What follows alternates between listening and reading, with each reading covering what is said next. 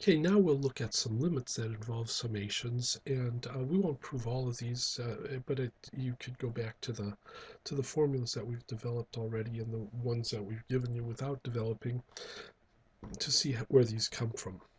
And basically, the idea is this, that if we take the limit as n goes to infinity of, now take a look at the power on the summation as k goes to 1 from 1 to n, of k to the 0, and notice that we're multiplying that summation by 1 over n to the first. So notice that that power is 1 bigger here, that turns out to be 1. Maybe let me write it this way, 1 over 1, so that you can see the pattern. If this is k to the first, n to the second, this would be 1 over n squared. K to the second, n to the third, 1 over n to the 1 over 3, and so forth. And let's just take a look at a couple of these. All right, let's take a look at this one. All right, so let's consider this limit as n approaches infinity of 1 over n times the sum as k goes from 1 to n of k to the 0. That will be the limit as n goes to infinity of 1 over n times the sum as k goes from 1 to n of 1, and that is going to be the limit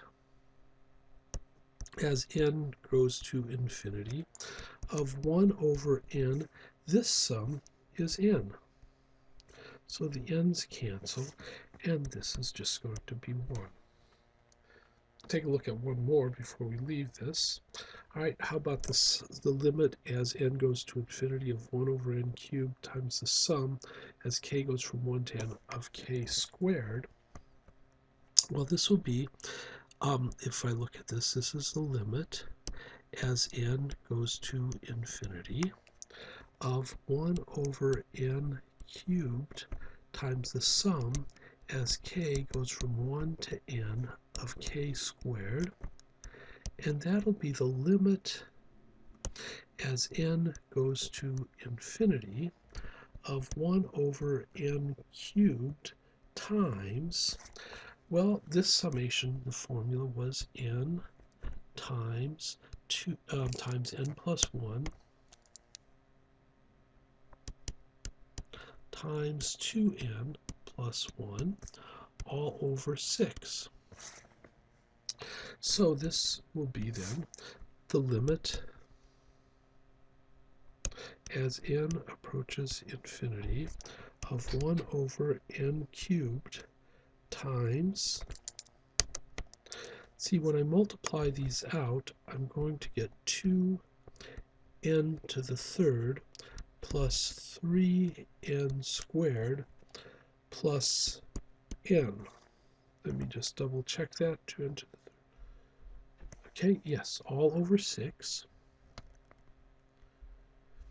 And then, excuse me, as I multiply these together, and I'm going to write them as separate terms, this will be the limit as n approaches infinity of, well, I'll have 2n to the third over 6n to the third plus 3n squared over 6n to the third plus n over 6n to the third, and that's going to be the limit as n approaches infinity of, well, the n cubes cancel and we're left with 1/3 plus, let's see, the n's, 2 of the n's cancel and I'm left with a 2 on the bottom, so that'd be 1 over 2n plus 1 of the n's cancel, and so we're left with 1 over 6n squared. And as n goes to infinity, this is going to be 1/3 plus 0. This will go to 0 plus 0 again, and that would be 1/3.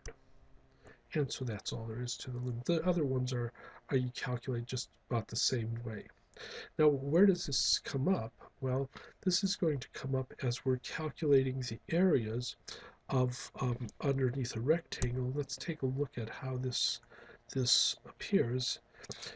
You see, we're going to be using this to compute, as I said, areas underneath a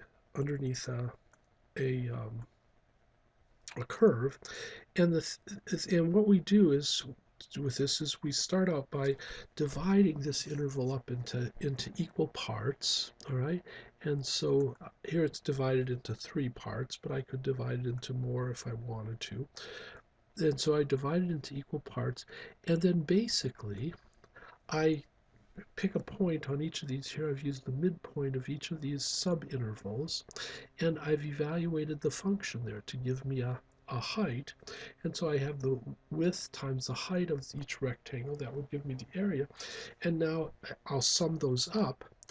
But the sum of the area of those rectangles gives me an estimate for the area underneath the curve. Right. And what happens is with this estimate, the estimate improves as the number of rectangles increases.